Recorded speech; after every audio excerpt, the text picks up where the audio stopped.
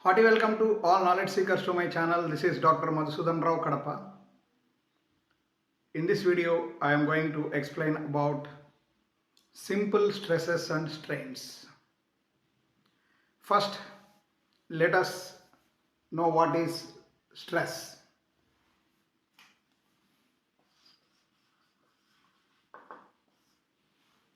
In general, when a body is subjected to an external force, the force may be tensile or compressive.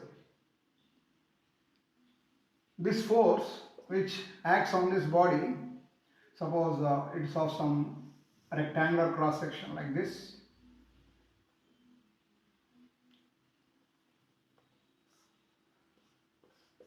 and let us assume that the force is acting axially.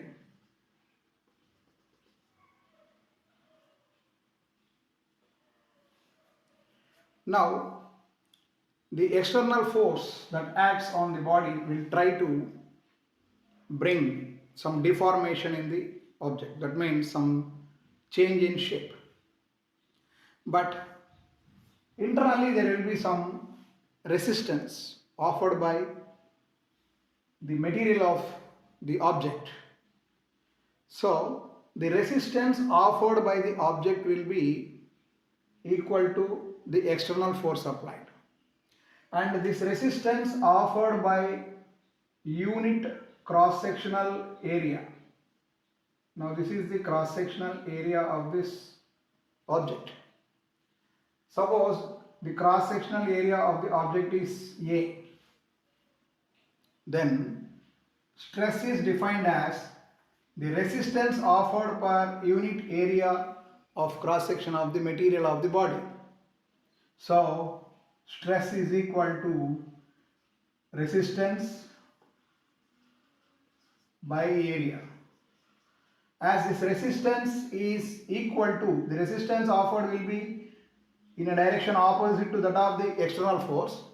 So this resistance is equal to force, external force, divided by area of cross section. This is stress. Now coming to the types of stresses. Here we come across three types of forces: tensile or compressive force,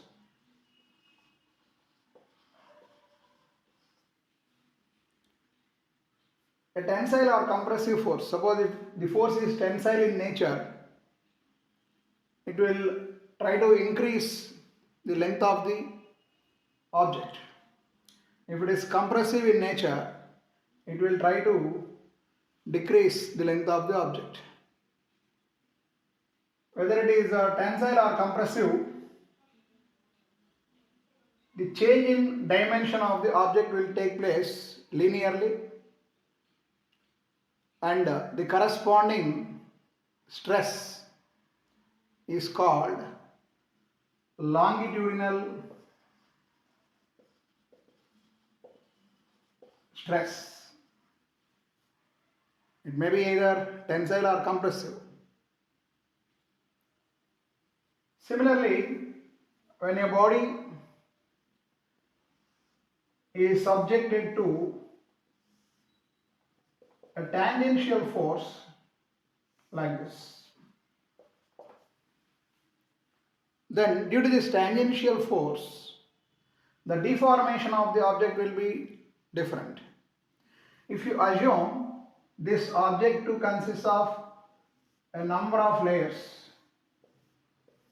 then due to this tangential force, the topmost layer is subjected to maximum displacement, or you may call lateral displacement, whereas the bottommost layer, which is in contact with this surface which is fixed, will not undergo any change in position. As a result, this object whose surface, which is initially in the form of a rectangle, will assume the shape of a parallelogram like this. Now Theta is the angular deformation. Now the stress in this case is equal to the force, the tangential force per unit area on which it acts, the top surface area. Here this is a 2D. So if you assume the surface here may be like this, then this force is acting on this surface. You can just imagine this as a number of layers. Then the topmost layer will be having more displacement, and the displacement goes on decreasing. Suppose the displacement of this layer is dx over a length x. This will vary, and bottommost layer will be of no displacement. So here in this case also the stress, which is tangential, and this will cause shearing of the object. So each layer will be shearing the other, and corresponding stress is called shear stress, which is equal to tangential force by area. And suppose the third case, if the object may be a cube or cuboid or any other shape is subjected to forces.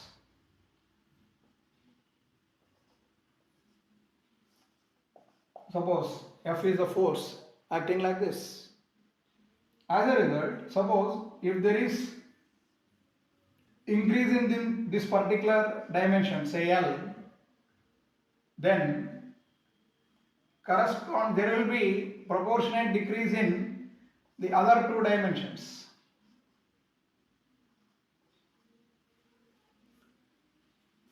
Here also, if length increases, automatically width and thickness will decrease. As a result, there is change in volume of the object as a whole. In such case, the stress is the force per unit area of cross section on which it acts. That means the force on which surface it acts normal to it. Here the force is normal to this particular surface. So force by area. This is bulk stress or volume stress. So these are the three types of stresses. Now coming to strain.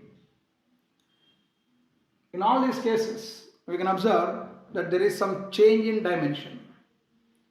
So the ratio of change in dimension to the original dimension is called strain. Suppose the object is of a cuboidal shape, or maybe a circular rod or tube like this. When this is subjected to a force, as a result, its length increases.